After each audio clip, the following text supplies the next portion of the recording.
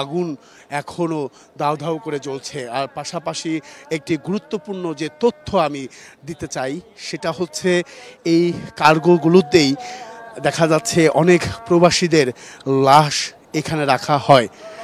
তো তার মানে বুঝতে পারছেন যে আসলে কতটা মর্মান্তিক একটি বিষয় যে এই লাশগুলো আসলে ঠিক আছে কিনা বা পুড়ে ছাই হয়েছে কিনা সেই বিষয়টাও কিন্তু আসলে নিশ্চিত নয়। যেভাবে আগুন এখনও দাউ দাউ করে চলছে সেটা আসলে কতক্ষণ লাগবে। তবে সবশেষ যদি আমি আরেকটু তথ্য সংযোজন করতে চাই সেটা হচ্ছে যে এই কার্গোতে অনেক ব্যবসায়ীরা আছেন, তারা কি পরিমাণ এখানে মালামাল বা পণ্য রাখেন একটু যদি আমি সেই ব্যবসায়ীদের সঙ্গে একটু কথা বলতে চাই তাহলে আমি একটু জানতে পারবো, তার কাছ থেকে একটু শুনতে পারবো। আপনি এখানে ব্যবসা করছেন বা আপনার মালামাল কি এসেছে কিনা বা এখানে ছিল কিনা, কি পরিমাণ মালামাল থাকতে পারে এই জায়গাটাতে? আমি কামরুজ্জামান লিটন, আমি কাস্টমস ক্লিয়ারিং ফরওয়ার্ডিং এজেন্ট। এখানে যাবতীয় মাল হলো আমাদের মাধ্যমে ডেলিভারি হয়, যা মানে বিভিন্ন কোম্পানির মালামাল এখানে আছে, বিভিন্ন ইন্ডাস্ট্রির মালামাল এখানে আছে। এইটা আনুমানিক এখন বলা যাবে না, তো মিনিমাম শত শত কোটি টাকার মালামাল এখানে আছে। তো আমরা আনুমানিক এটা হিসাব ছাড়া বলতে পারবো না যে এটা কতশো কোটি টাকার মালামাল এখানে আছে। কেমিক্যাল গুদাম, হ্যাঁ, 2-3টা কেমিক্যাল গুদাম আছে এখানে। যে আগুনটা এখন দেখছেন এটা হলো আমাদের গুদাম নাম্বার 3। এইখানে হলো সমস্ত র ম্যাটেরিয়ালস থাকে হলো আমাদের যে ওষুধ কোম্পানির। এই যে আগুন যেটা দেখতেছেন বেশি, এটা হলো র ম্যাটেরিয়ালস। এটা এখানে আমাদের কেমিক্যালটা হলো বেশি এটা এখানে। তো এই গুদাম কয়টা আছে? কেমিক্যাল গুদাম 2টা, আর এখানে এই পাশেও কেমিক্যাল গুদাম আছে, বাট এটা মূল হলো আমাদের মানে এই ইসের জন্য হলো 2টা গুদাম নির্ধারিত।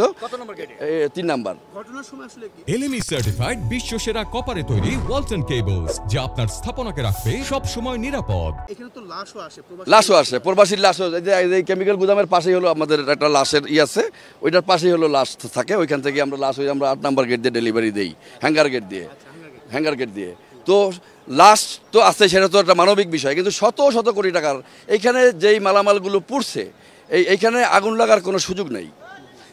এখানে আগুন পরিকল্পিতভাবে এখানে আগুন লাগানো হয়েছে, নিঃসন্দেহে সত্য। এই আজকে যারা ডিউটিতে ছিল এদেরকে মানে জিজ্ঞাসাবাদ করলেই এটা পাওয়া যাবে যে কিভাবে আগুনটা এখানে লাগলো এবং কোথায়। কারণ এখানে আমরা যখন কাজ করতে যাই আমরা একটা ম্যাচ লাইট লিয়ে ঢুকতে পারি না, এটা সুরক্ষিত এলাকা। তো আমি 35 বছর যাবত কাজ করি, কখনো এরকম আমি আগুনের কোনো দেখি নাই। শর্ট সার্কিটের ব্যাপারে অনেক সময় এরকম হয়েছে, বাট সেটা সামান্য সময়, হ্যাঁ, দেখা গেলো আধা ঘন্টার মধ্যে এটা হয়ে গেছে, কিন্তু আগুনের কোনো ক্ষতি হয় নাই। রয়েছে, বাট সেটা এত বড় আগুন নিবানের মতো কোনো, এই যে দেখেন ছোট ছোট পাইপ এইগুলো। হ্যাঁ, এরকম অনেক আগে, সেটা আরও 12-13 বছর 15 বছর আগে।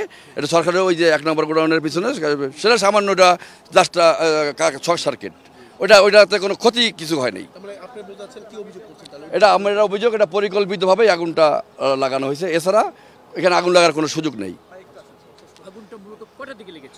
এটা আমি খবর পাইছি 2টায়, বাট আগুনটা লাগছে এর আগে, এটা তদন্ত করলে বোঝা যাবে। কারণ ভিতরে প্রত্যেকটা গোডাউনের ক্যামেরা লাগানো আছে। প্রথম কোথায় লেগেছিল? এই মাঝখানটায়, এই